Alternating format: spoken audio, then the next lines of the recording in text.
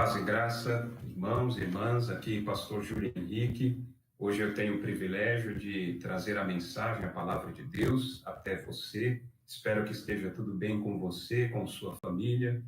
E o texto sobre o qual vamos meditar nesta oportunidade encontra-se na carta do apóstolo Paulo aos Efésios, Efésios capítulo 4. Nós vamos ler os versos 1 ao 16. Efésios 4, 1 ao 16, e o título de nossa mensagem é A Unidade da Igreja. A Unidade da Igreja. Acompanhe, por favor, a leitura atenta da palavra do Senhor.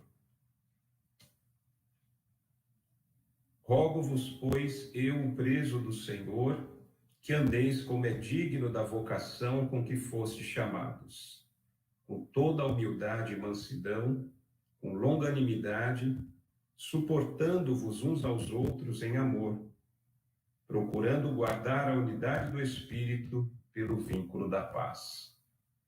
Há um só corpo e um só Espírito, como também fostes chamados em uma só esperança da vossa vocação. Um só Senhor, uma só fé, um só batismo, um só Deus e Pai de todos, o qual é sobre todos e por todos e em todos vós. Mas a graça foi dada a cada um de nós, segundo a medida do dom de Cristo. Por isso diz, subindo ao alto, levou cativo o cativeiro e deu dons aos homens. Ora, isto de que ele subiu, o que é senão que também antes tinha descido às partes mais baixas da terra? Aquele que desceu é também o mesmo que subiu acima de todos os céus, para cumprir todas as coisas. E ele mesmo deu uns para apóstolos, outros para profetas, outros para evangelistas e outros para pastores e doutores, querendo o aperfeiçoamento dos santos para a obra do ministério, para a edificação do corpo de Cristo, até que todos cheguemos à unidade da fé e ao conhecimento do Filho de Deus, a homem perfeito, à medida da estatura completa de Cristo, para que não sejamos mais meninos inconstantes, levados em roda por todo vento de doutrina, pelo engano dos homens que com astúcia enganam fraudulosamente.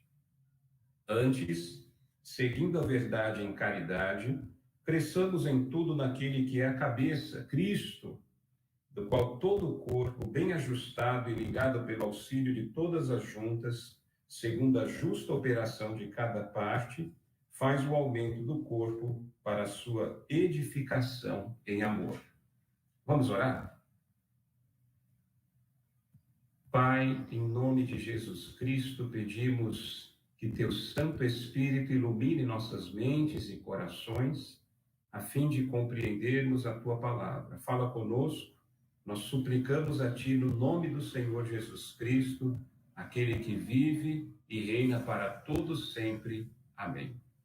Amém, meus irmãos. A unidade da igreja. O apóstolo Paulo, a partir do capítulo 4 da carta aos Efésios, ele vai trazer algumas exortações com relação à vida cristã na prática. Nós sabemos que a carta aos Efésios apresenta 6 capítulos. Os 3 primeiros capítulos, o apóstolo Paulo tratou sobre o ensino, sobre a doutrina. E a partir do capítulo 4, o apóstolo dos gentios vai tratar a respeito da aplicação deste ensino na vida cristã. Nós não podemos professar a fé cristã e viver divorciados daquilo que nós pregamos. Nós precisamos ter coerência com a fé cristã. Aquilo que nós cremos, aquilo que nós aprendemos, a doutrina cristã, a doutrina dos apóstolos, deve nortear as nossas vidas. E é isso que o apóstolo vai falar nesse texto que nós acabamos de ler. Ele começa fazendo um apelo, rogo-vos, dá uma intensidade ao pedido do apóstolo Paulo. Não basta apenas conhecer a palavra de Deus. Não basta apenas você meditar, estudar a palavra de Deus. Você precisa praticá-la. Você não pode ser somente ouvinte, mas precisa ser um fiel praticante da palavra de Deus. E ele se apresenta como preso no Senhor. Nós sabemos que a carta aos Efésios é uma das cartas da prisão. O apóstolo Paulo, ele estava preso por conta de sua fidelidade, obediência e amor ao evangelho. Não por acaso, na carta aos Romanos, ele diz lá em Romanos, o capítulo 1, que não se envergonhava do evangelho, pois era o poder de Deus para a salvação de todo aquele que crê. Portanto, Paulo estava preso, não necessariamente ou simplesmente por causa do Império Romano, mas ele estava preso porque ele amava o Senhor e a sua palavra. E ele era fiel e obediente naquela missão que lhe foi posta, que lhe foi concedida, pelo que nós aprendemos com esse texto, que andeis como é digno da vocação com que fostes chamados. Paulo está nos exortando, Paulo está chamando a atenção aos cristãos da igreja de Éfeso e aos cristãos dos nossos dias, a mim e a você, de modo que nós devemos andar de maneira digna da vocação que recebemos. O Senhor nos chamou, o Senhor nos vocacionou. É uma vocação celestial. Nós fomos chamados com um propósito, o propósito de glorificar a Deus em tudo que fazemos, em toda a nossa vida. Nós fomos chamados para dar frutos, nós fomos chamados para ter comunhão com Deus. E o apóstolo Paulo, então, faz a exortação que nós devemos andar. O que é o andar? Esse andar vai fazer parte desses textos no capítulo 4, no capítulo 5 e no capítulo 6 de Efésios. O andar é uma menção à ideia do nosso comportamento, da nossa conduta, do nosso estilo de vida, a vida cristã.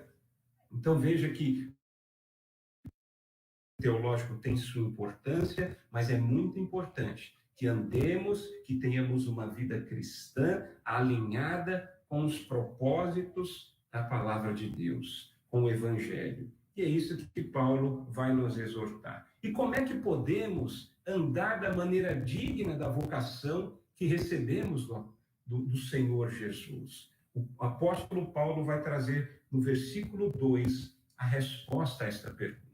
Nós vamos andar da maneira digna da vocação que fomos chamados com 4 coisas, 4 virtudes cristãs: humildade, mansidão, longanimidade e suportando uns aos outros em amor.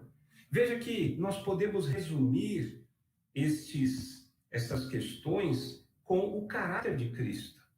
Mateus 11, 29 diz que Jesus era manso e humilde de coração. E Paulo nos exorta para que andemos de acordo com a vocação que recebemos do Senhor, de maneira digna, como? Sendo humildes e mansos. Irmãos, humildade mostra a característica, a virtude cristã, que nós reconhecemos a nossa condição, sabemos das nossas dificuldades e limitações. A humildade, ela é o oposto do orgulho. Tanto a humildade quanto a mansidão não eram coisas muito apreciadas naquele período, naquele entendimento greco-romano. E foi no cristianismo que a humildade e a mansidão se tornaram virtudes.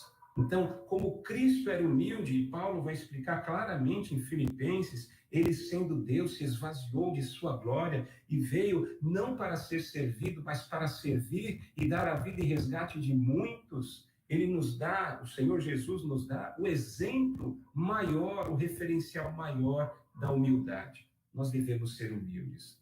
Nós devemos buscar não somente nossos próprios interesses, mas também os interesses de outros. Muitas vezes devemos colocar o interesse de outros acima do nosso próprio. Isso é uma virtude cristã, isso é uma maneira de andar da maneira digna da vocação que recebemos do Senhor. E a mansidão diz respeito a você se submeter à vontade de Deus, independente das circunstâncias que cercam a sua vida. Às vezes passamos por dificuldades, nem sempre os dias são ensolarados. Muitas vezes passamos por tempestades na vida. Passamos por momentos de desespero, de aflições, de angústia, de adversidades, mas o crente fiel, que anda de maneira digna da vocação que recebeu do Senhor, ele deposita os seus problemas aos pés da cruz. Ele confia no Senhor. Ele se submete, ele se sujeita à vontade do Senhor Jesus Cristo, ele não murmura. Ele entrega os seus caminhos ao Senhor, ele confia em Deus e espera que Deus resolva todas as circunstâncias. É por isso que o crente ele precisa ser humilde, precisa ser manso, mas ele precisa também ser paciente. Aqui na versão revista e corrigida aparece a palavra longanimidade, longo ânimo. É aquele que não tem um espírito vingativo. Nós não devemos ter essa ideia do pavio curto, de estar pronto para responder na mesma moeda. O cristão, ele precisa ter o caráter de Cristo, ele precisa ser paciente, ele precisa ser longânimo, ele entrega ao Senhor as suas causas, ele espera no Senhor a resposta diante dos desafios da vida.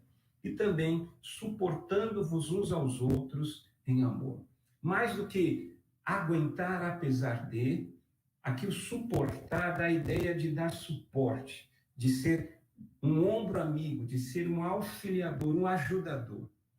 Veja que o contexto está falando da unidade da igreja. E, de fato, se não formos humildes, mansos, pacientes, se não suportarmos uns aos outros em amor, nós vamos ter grandes dificuldades em preservar esta unidade. E é por isso que, no versículo 3, nós temos a segunda exortação do apóstolo Paulo. Ele diz, procurando guardar a unidade do Espírito pelo vínculo da paz. Então, a primeira exortação era que devemos andar da maneira digna da vocação que recebemos do Senhor. A segunda exortação diz respeito que nós devemos fazer de tudo para preservar, para guardar a unidade do Espírito no vínculo da paz. Veja que a unidade é do Espírito. A unidade da igreja, ela é elaborada, ela é construída pelo próprio Deus. A unidade da igreja é responsabilidade do Senhor. É o Espírito Santo que mantém a igreja coesa, unida. Então, nós não temos, enquanto igreja do Senhor, o corpo de Cristo, de lutar pela unidade da igreja, mas lutar para preservar, para guardar a unidade da igreja, a unidade do Espírito no vínculo da paz. E como é que a gente pode fazer isso? Como é que a gente pode trabalhar a unidade da igreja? A Bíblia Sagrada, ela traz muito claramente. Nós já vimos na primeira exortação a importância do caráter de Cristo. Nós temos que ter o caráter de Cristo para que possamos andar do modo digno da vocação a que fomos chamados. Mas para preservar a unidade do Espírito pelo vínculo da paz, nós também precisamos atentar. Primeiro é a obra do Senhor. E nós vemos isso que a obra da Santíssima Trindade é registrada, é revelada aqui nos versículos 4 ao 6. No versículo 4 fala da ação do Espírito Santo, no versículo 5 fala do Senhor, o Senhor Jesus Cristo, no versículo 6 fala do Deus e Pai de todos. Veja que Paulo, ele tem sempre uma demonstração da trindade ou da triunidade em tudo que ele fala aqui na carta aos Efésios. E não é diferente com respeito à unidade da igreja. A unidade da igreja é obra da Santíssima Trindade. E nós, enquanto igreja, o corpo de Cristo, a própria figura, corpo, já é uma menção a esta unidade da igreja. Nós precisamos também fazer algumas coisas importantes, andar de acordo com a palavra de Deus, segundo a vontade do Senhor, de acordo com o Evangelho, para que possamos preservar esta unidade do Espírito no vínculo da paz. E veja que a essência desta unidade vem da obra do Espírito de Deus, do Deus Pai e do Deus Filho, da Santíssima Trindade. No versículo 4 ele diz que há um só corpo, nós sabemos que esse corpo é o corpo espiritual de Cristo, é a igreja invisível, universal. Deus conhece todos aqueles seus eleitos, aqueles que têm o nome escrito no livro da vida, e portanto, nós podemos descansar que, apesar de tantas placas, de tantas denominações, existe sim a unidade da igreja. Por quê? Porque esta unidade é espiritual e esta unidade é obra do Senhor. Portanto, não é a questão de denominações e placas, mas a questão é que a obra que mantém a unidade da igreja é a obra de Deus, é o próprio Deus que realiza esta unidade. Um só Espírito, como também fosse chamado, e uma só esperança. A nossa esperança é o Senhor Jesus. Ele vai voltar, ele vai buscar a sua igreja, ele vai restaurar todas as coisas, ele vai transformar vidas. Jesus é a esperança da glória, né? E esperança da vossa vocação. No versículo 5 ele fala do Senhor, um só Senhor, é o Senhor Jesus Cristo, nosso Senhor, nosso Salvador. Uma só fé, fé aqui é no sentido de um corpo doutrinário, é a doutrina dos apóstolos, essa que o apóstolo Paulo tem pregado, anunciado e registrado nas Escrituras Sagradas, que nós também temos uma palavra de Deus, portanto, infalível, inerrante, autoritativa, necessária e suficiente. Nós cremos na palavra de Deus, no Evangelho. Uma só fé, então, um só batismo, é uma possível menção ao batismo no Espírito Santo, que acontece no momento em que nós cremos no Senhor Jesus como nosso único e suficiente Senhor e Salvador, conforme está no texto de 1 Coríntios 12, 13, quando somos batizados em um só Espírito, num corpo. Na verdade, esse é o texto que diz sobre o batismo no Espírito. E no versículo 6 ele fala da obra do Deus Pai, e veja que é Deus e Pai de todos. Portanto, o Senhor nosso Deus, ele é o Pai de todos os membros do corpo de Cristo. O corpo de Cristo, a igreja de Cristo, é a família de Deus. Também é a família de Deus. E aqui fala que é qual Deus Pai é sobre todos, é uma menção a soberania de Deus, Deus reinando e governando sobre tudo e sobre todos. Também fala sobre que Deus Pai é por todos, a questão da providência divina. Deus entra com providência, suprindo as necessidades da igreja de Cristo, e também em todos vós, Deus está em todos nós, por meio do Espírito Santo que habita em nossos corpos, né? Então, esses 6 primeiros versículos tratam a respeito desta unidade da igreja. Os versículos seguintes, do 7 ao 16, o apóstolo Paulo vai tratar a respeito do plano de Deus para o desenvolvimento rumo à maturidade cristã. Isso é muito importante que você preste atenção. O versículo 7 diz o seguinte: mas a graça foi dada a cada um de nós segundo a medida do dom de Cristo. Essa graça aqui diz menção a estes dons espirituais que foram concedidos pelo Senhor Jesus. Pelo menos nesse contexto, os dons espirituais são concedidos pelo próprio Senhor Jesus, né? O versículo 8 diz assim, que é uma referência de Salmo 68. Subindo ao alto, levou cativo o cativeiro e deu dons aos homens. Veja que o apóstolo Paulo está falando sobre o Cristo triunfante, o Cristo exaltado. Cristo teve um momento de humilhação. Ele veio à terra. Por isso que ele diz aqui no versículo 9, que ele também antes tinha descido às partes mais baixas da terra. Eu penso que aqui o Espírito Santo, através do apóstolo Paulo, está nos ensinando que o Senhor Jesus, sendo o próprio Deus, o Deus Filho, ele encarnou-se e veio a esta terra. E aqui na terra ele foi morto e foi lançado num sepulcro gelado.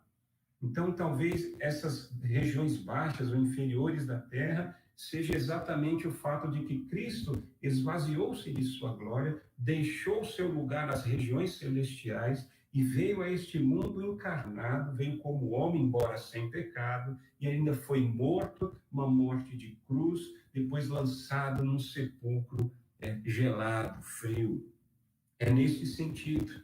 Mas veja que a morte e ressurreição de Cristo evidenciam que o Senhor, ele é vitorioso sobre a morte e que Deus Pai acolheu e recebeu, aceitou a vida e a obra de Jesus Cristo. Como é que nós sabemos disso? Jesus foi assunto aos céus, Jesus voltou aos altos céus e está sentado à direita de Deus Pai Todo-Poderoso. E a Bíblia diz que ele voltará para julgar vivos e mortos. A Bíblia diz também que Jesus vem para buscar a sua igreja. Então veja que essa morte e ressurreição de Cristo e também a sua ascensão tem algumas coisas importantes que estão aqui no verso 8. Diz que primeiro ele levou cativo o cativeiro. O que quer dizer isso? Senão que Jesus, ele derrotou os seus inimigos. A Bíblia diz que Jesus veio destruir as obras do diabo.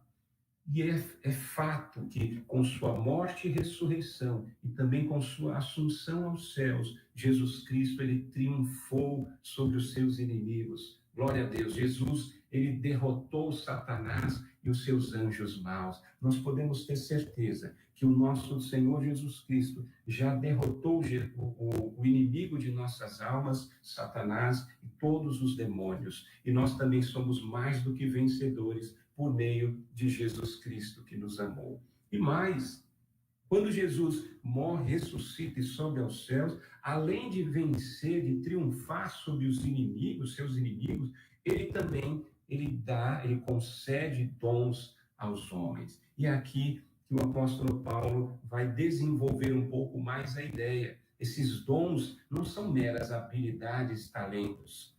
Os dons são capacidades potencializadas pelo Espírito Santo para a realização do serviço cristão, da obra de Deus, para a edificação do corpo de Cristo, para a glória do Senhor. Todos os dons, talentos, habilidades vêm de Deus, mas dons espirituais dizem respeito à capacitação especial dada pelo Espírito Santo, aqui no contexto é o próprio Senhor Jesus quem concede esses dons, para que os membros do corpo de Cristo, os crentes, possam realizar a obra do Senhor. Então, lá no versículo 10, ele diz, nós já tratamos sobre isso, para cumprir todas as coisas. No versículo 11, ele fala dos 5 principais dons, e veja que aqui Paulo não esgota a lista dos dons espirituais, nós temos outras listas em 1 Coríntios, em Romanos, mas aqui talvez ele faça menção aos principais dons espirituais que foram concedidos pelo Senhor Jesus, que foi assunto aos céus, à igreja dele. Então, ele diz apóstolos, profetas, evangelistas, pastores e doutores ou mestres. Há quem diga que pastor e mestre são dons diferentes. Outros entendem que pastor-mestre é um único dom. Eu creio que exista tanto o dom de pastor quanto o dom de mestre, mas o pastor necessariamente também precisa ser um mestre, ser capacitado por Deus para o ensino. Então, esses são os principais dons que o Senhor Jesus concedeu à igreja. Primeiro, ele diz que são os apóstolos, é o ministério apostólico, o dom espiritual do apóstolo. O apóstolo é aquele que recebeu o chamado diretamente de Jesus Cristo, que testemunhou, esteve com Cristo ressurreto e cujas credenciais apresentadas era exatamente a realização de milagres, de sinais e prodígios. Esses eram os colunas da igreja. Eu creio que não existam mais apóstolos nesse sentido nos dias de hoje. Assim como o profeta era o porta-voz de Deus, ele recebia a revelação de Deus e entregava a profecia. Esse também, de uma certa forma, num certo sentido, já não existe mais. Talvez exista ainda dons proféticos, fica uma discussão para uma outra oportunidade, mas o fato é que apóstolos e profetas, como aqueles que recebiam a revelação de Deus que receberam os oráculos de Deus, a mensagem de Deus, e registraram as Escrituras Sagradas, a coleção sagrada dos 66 livros. Nesse sentido, nós não temos mais nem apóstolos e nem profetas. Por quê? Porque a coleção dos livros sagrados, a Bíblia Sagrada, ela já está completa. Não podemos nem tirar, nem acrescentar nada à Bíblia Sagrada. O cânon ou lista dos livros sagrados está completo. Pois bem, a Bíblia também fala dos evangelistas. Evangelista é aquele que ele prega o evangelho. Então, para o crescimento da igreja em número, nós precisamos da evangelização mundial. Mas o evangelista é alguém que recebe um dom espiritual e, portanto, ele tem essa capacitação potencializada. Nós podemos citar o exemplo aí do século XX, né, do evangelista Billy Graham, um grande pregador do evangelho, que em campanhas públicas, pregações em massa, arrebanhou pelo poder do Espírito Santo inúmeras almas para o Senhor. Agora veja que nem todos têm esse dom de evangelista. Precisamos evangelizar. Por quê? Porque esta é uma ordem do Senhor Jesus. Nós devemos ir pregar o evangelho a todos os homens. Veja que isso faz parte do mandamento do Senhor na vida do cristão. E, finalmente, nós temos os pastores e mestres. Então, o evangelista prega o evangelho, as pessoas, os crentes pregam o evangelho, como Timóteo recebeu a exortação do apóstolo Paulo para cumprir o papel de um evangelista, nós também, muitas vezes, cumprimos o papel de um evangelista. Então, almas são ganhas, a igreja vai crescendo. Conforme a igreja vai crescendo, vem novas ovelhas, novos membros, novos crentes que precisam de cuidados. Por isso, Deus, o Senhor, nos concedeu o dom de pastor e mestre. O pastor é aquele que cuida do rebanho e o ensino que é transmitido é a palavra de Deus e assim por diante. E veja, meus irmãos, que estes dons espirituais, eles foram distribuídos com alguns propósitos ou alvos, que são propósitos para a nossa vida cristã. Aqui no versículo 12, ele diz o seguinte: aperfeiçoamento dos santos, obra do ministério e edificação do corpo de Cristo. Olha que interessante. Quer dizer que o Senhor Jesus, ele concedeu dons aos membros do corpo de Cristo. Para quê? Para que eles fossem aperfeiçoados. Para que houvesse um crescimento individual de cada um dos crentes. Pelo menos um dom todo crente tem. Todo membro do corpo de Cristo, todo filho de Deus, filha de Deus, possui pelo menos um dom espiritual que recebeu do Senhor Jesus. E também para o ministério, ou seja, é para o desenvolvimento do serviço cristão, da obra de Deus. Então, os dons não são para uso voltados para o interesse pessoal, mas é para o serviço cristão, a obra de Deus, para a glória de Deus e edificação do corpo de Cristo. Os dons são voltados para abençoar o corpo de Cristo, a família de Deus, a igreja do Senhor Jesus. Esses são os alvos ou propósitos, né? E como é que a gente pode realizar tudo isso, esses alvos ou propósitos, né? Ele diz aqui no versículo 13, o apóstolo Paulo: até que todos cheguemos à unidade da fé, ao conhecimento do Filho de Deus, a homem perfeito e à medida da estatura completa de Cristo. Quer dizer, preste atenção, olha como Deus ele faz funcionar a igreja de Cristo. Nós já vimos sobre a unidade da igreja. E agora o Espírito Santo ele vai inspirar o apóstolo Paulo para nos ensinar a respeito do funcionamento a dinâmica da igreja de Cristo. A igreja, ela é una, mas ao mesmo tempo ela é composta de vários membros. Assim como os membros do corpo humano têm cada uma função, os membros do corpo de Cristo também desempenham alguma função na igreja. Não é possível um membro do corpo de Cristo, um crente, sem nenhuma função na igreja. Ele precisa estar envolvido na obra do Senhor. Veja que é o aperfeiçoamento individual de cada crente, mas também é o serviço cristão, a obra do ministério e a edificação do corpo de Cristo. Então, todos recebem um dom. Os crentes são equipados com um dom espiritual, pelo menos um dom. E equipados com esse dom, eles se envolvem no serviço cristão. E o crente com o dom, envolvido no serviço cristão, ele vai acabar promovendo a edificação do corpo de Cristo e o crescimento da igreja e a glória de Deus. Essa é a lógica de toda a dinâmica do funcionamento da igreja. Exatamente para que cheguemos à unidade da fé, ao conhecimento do Filho de Deus. Nós precisamos ter uma fé única, nós precisamos crer na Bíblia Sagrada, a palavra de Deus, que é nossa única regra de fé e prática. A Bíblia ela só tem uma interpretação, embora tenha várias aplicações, mas infelizmente muitas vezes alguns movidos com um espírito estranho acabam interpretando a Bíblia de maneira equivocada. E por isso talvez tantas as divisões, tantas as distorções que temos testemunhado ao longo da história da igreja. Pois bem, também ao conhecimento do Filho de Deus. Então, os crentes equipados com dons espirituais, fazendo a obra do Senhor, eles acabam aperfeiçoando a si mesmos, eles acabam envolvidos no serviço cristão, edificando o corpo de Cristo. Eles vão cada vez mais unidos na fé, fazendo tudo para preservar a unidade do Espírito no vínculo da paz. E assim também eles aumentam esse conhecimento do Filho de Deus, essa relação íntima e pessoal com o Senhor Jesus, à luz e baseado na palavra de Deus.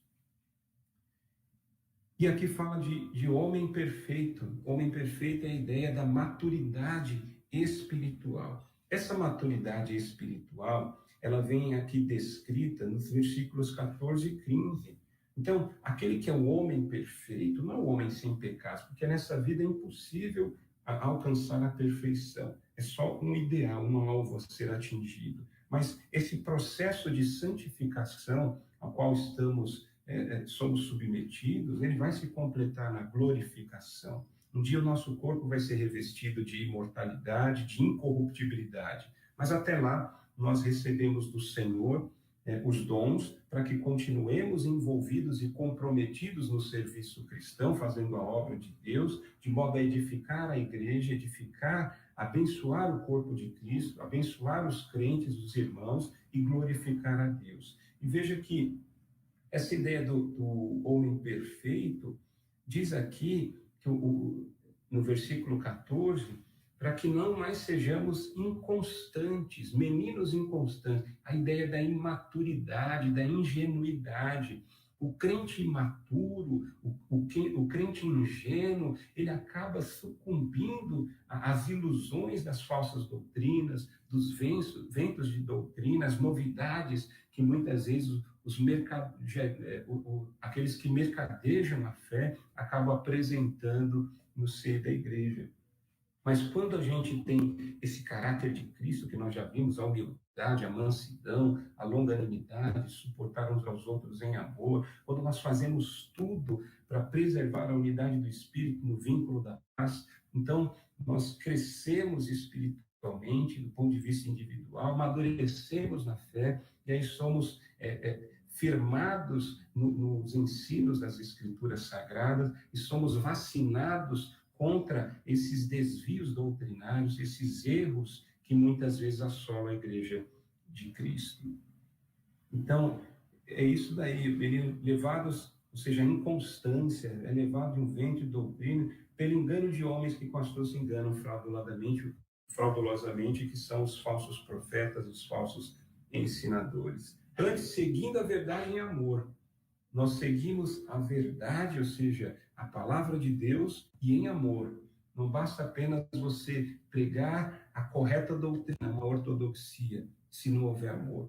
Você precisa fazê-lo da maneira correta. Você precisa ensinar, pregar e viver a verdade em amor, de maneira espiritual, e não intolerante, não aquela maneira que acaba afastando as pessoas, né? seguindo a verdade em amor ou caridade, cresçamos em tudo naquele que é a cabeça, Cristo. Então veja que essa ideia do crescimento, nós nunca podemos perder de vista que o cabeça da igreja, aquele que governa, aquele que dirige a igreja, não é o pastor, não é a diretoria da igreja, não é a assembleia, a própria igreja, não. O cabeça da igreja, aquele que reina, que governa, que dirige a igreja de Cristo, é o próprio Senhor Jesus Cristo. Então é Ele que nos dá a direção. E nós temos a direção de Cristo principalmente através da palavra de Deus, a Bíblia Sagrada, nossa única regra de fé e prática. O qual todo o corpo, verso 16, bem ajustado e ligado pelo auxílio de todas as juntas, cada um equipados com dons espirituais, envolvidos e comprometidos no serviço cristão, promovem o crescimento da igreja, o amadurecimento, e nós cada vez mais nos parecendo aquilo que está no versículo 3, a medida da estatura completa de Cristo. Ou seja, nós vamos ter o caráter de Cristo, algo que vai se completar na eternidade futura. Mas nós estamos buscando isso, é o nosso ideal. Né? Então é assim, todos envolvidos, todos trabalhando para a glória de Deus. Nós vamos chegar nisso que aqui Paulo fala, nesse aumento do corpo, no crescimento, no desenvolvimento, para a sua edificação em amor. Meus irmãos, eu faço apenas uma exortação do apóstolo Paulo, eu faço apenas uma lembrança.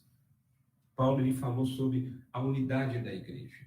E para que haja unidade da igreja, nós precisamos ter o caráter de Cristo, precisamos ter paciência, nós precisamos suportar o nosso irmão, nós precisamos fazê-lo em amor, porque virão os conflitos, há muita diversidade. Paulo mostra isso dos versos 7 até o 16, mas é uma só igreja. Então, se estivermos comprometidos com a palavra do Senhor e fizermos tudo para preservar a unidade do Espírito nesse vínculo da paz, nós temos a certeza de que não só individualmente nós vamos crescer e amadurecer espiritualmente, mas nós também vamos testemunhar o crescimento em número, em quantidade e em qualidade espiritual de todo o corpo de Cristo, de toda a igreja do Senhor. Que o Senhor nos ajude nesse mistério, que o Senhor nos dê paz, que o Senhor nos dê sabedoria, que o Senhor nos capacite, que o Senhor molde o nosso coração e nossas vidas conforme o caráter do próprio Senhor Jesus. Vamos orar mais uma vez? Querido Deus e amado Pai Celestial, nós te agradecemos por tua santa palavra. Ó Pai, suplicamos a Ti que o Senhor perdoe os nossos pecados. Temos dificuldades, Senhor. A tua igreja é uma só. Muitas vezes nos comportamos como se isso não fosse uma verdade. Então queremos nos arrepender neste momento, Pai. Pedir perdão pelos nossos pecados. Queremos ser humildes, mansos, queremos ser pacientes, queremos suportar uns aos outros em amor, queremos viver para a tua glória e usar os dons que nos foram concedidos para a edificação do corpo de Cristo, para a glória do Senhor, no nome do Senhor Jesus. Agradecemos por tudo, em nome de Jesus Cristo, teu Filho amado. Amém e amém. Graças a Deus, Deus abençoe você, em nome de Jesus.